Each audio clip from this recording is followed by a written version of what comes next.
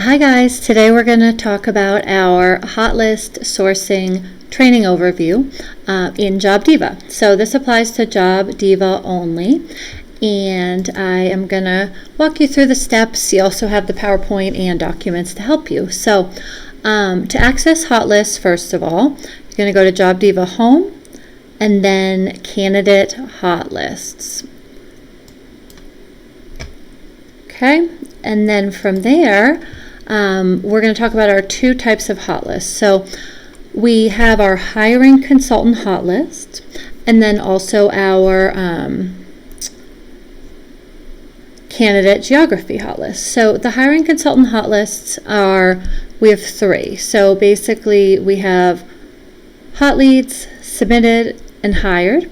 So if I wanted to look up my own, I would just start by putting my name in, because I know I only have three lists, so pretty simple.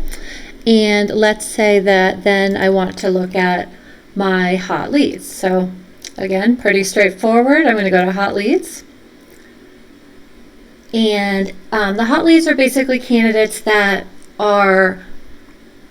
we've identified as qualified and local for current hot open jobs that I am working on. Jesse's hot list or someone else's might have totally different candidates for a different job. And we should always have at least 20 candidates on here, like a bare minimum. Ideally, we may have, 40 or 50. So it is the hiring consultant's job to monitor their own hot list. That includes taking people off the list once they say no thank you, or taking them off if they're going to submit it. What happens then is, and it's also the hiring consultant's job to notify the team, so whoever else is helping with sourcing, when they drop below 20. So what happens is, if we have 20 leads, and let's say half of them say no thank you, and then I submit a couple, and now I really only have 5 leads. If I don't remove them from my list, and I don't tell anybody I'm running low, the next day when I come in, I don't have any leads to contact, therefore I'm not doing my job. So those are going to be the hiring consultant's responsibility for this. It is the sourcer's responsibility to add the candidates and keep the candidates coming. We'll talk a little bit more later about how we do that. So for now, we just want to make sure we stay on top of it and work as a team. For sourcing, the hiring consultant should be sourcing their own jobs unless they're like really, really slammed. Our EA is going to source as well, and I will source also as time allows, and as we grow, we'll continue to delegate these responsibilities as needed. But ultimately, the hiring consultant's job part of it is to find great candidates for our clients. We can't find great candidates if we don't have any on our list. So that is the hot leads list. The next one is our submitted list. So this one again is pretty simple. I'm going to go to my submitted list. So submitted basically means candidates that are in process for an interview. So that means I've submitted them in Diva, they've been sent to the right people, and we're basically working to get them interviews or second interviews or an offer. Once someone decides they're out, it's then the hiring consultant's job to remove them from the hot list. So this lady, for example, Stephanie, is not returning my calls, so she's going to go on the list as MIA. So I'm going to take her off. And then I'm also going to reject her because, she hasn't called me back in like a week. So in the notes, I'm just going to put she's MIA, missing in action, and we'll be done with her. So by taking her off my submitted list, A, it means I don't have to look at it anymore. B, it helps me understand, okay, now I only have 3 submitted candidates. I better get cranking.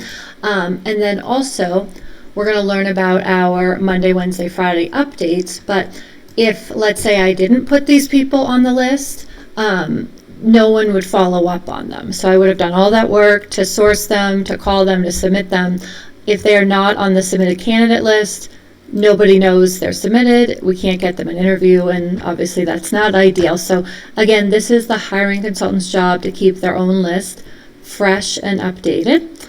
The third one we have is our hired candidates. This one is pretty self-explanatory.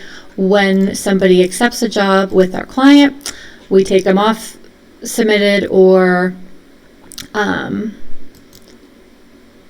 hot, and then we're going to put them on hired. And that's really fun. And the reason we do that is because we want to keep track of them, make sure we know when they're starting, make sure we know when to pay commission, to build a client, all that stuff. So the last one is going to be hired. That's always an exciting one for both the HCs and the sourcers. So you can see here my hired list looks a little better than my submittals, so I'm got to work on that. But those are our three hiring consultant hot lists. Super simple. Most of it is the hiring consultant's responsibility, except for with sourcing. Then, once you let us know as a hiring consultant that you don't have any candidates left, or that you're under 20, everyone will help you. So this is basically the protocols here, just spelled out. Okay, and then we also have our geographic hot list. So basically, any candidates that we source, we find a Diva, they come in from Career Builder or Indeed. What we do then is add them to a candidate category hot list. That's basically a permanent list, like there's no need to take them off it unless they're retired or something. And basically it's just one more way we can quickly source and get good people to call who've been interested recently when we get a new job. So rather than picking through a million resumes. I will note also though, if you have a candidate, that you come across who isn't in one of our specialties, if they're a home health nurse or they're a anesthesiologist, we don't need to put them on a hot list. We just want to be hot listing people who either are qualified for current hot jobs or just generally in our niche, so that way we know where to find them later.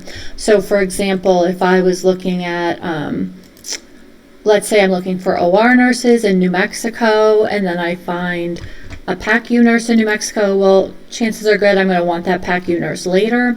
So I would then put that nurse on my New Mexico PACU list, rather than just doing nothing with them. So the way we look at these, so we go first by geography, so it's organized by state. So you've got New Mexico, New Hampshire, Pennsylvania, California.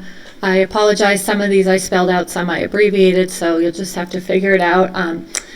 And New Hampshire candidates are also we're also gonna group Maine and Massachusetts candidates under New Hampshire, only because our area there is so close. We don't need three lists. So anyone who's within 40 minutes of a client job in New Hampshire goes on the New Hampshire list, even if they live in Maine or Massachusetts. Next one we look at is specialty. Some of them, just one specialty is fine. So if they're a surgical tech, great, that's one specialty. However, if they're an RN, we know there's a ton of subspecialties, so we want to then look for the subspecialty, whether that's operating room, PACU, critical care, and then make sure they're on that list or that we're looking on that list. Again, it just makes life a lot easier. So for now, all you guys really have to worry about is looking at the one LNA hot list assigned for the practice for this training. Super easy. You don't have to worry about categorizing anyone new. As far as the candidate categories go, you will be adding your candidates to the Jessie hot lead list, but that's about it. But I'll just show you quickly how to find the candidate category. So if you go to search hot lists, we're looking for our LNA in New Hampshire. So I'm going to put in NH, see what that does for me. Cool. So I've got my New Hampshire people up here. I'm then going to hit name. This will then put them in alphabetical order, right? So LNA is about halfway down here, easy peasy. You click that. And so now you've got your New Hampshire LNA list. And LNAs are not specialized, so there's no reason that we would categorize them in any particular specialty. They just all go on one list. So that is our overview on our two candidate hot list categories, how to find them, what they mean. And we will continue with our next training, which will be specific to the hot list sourcing.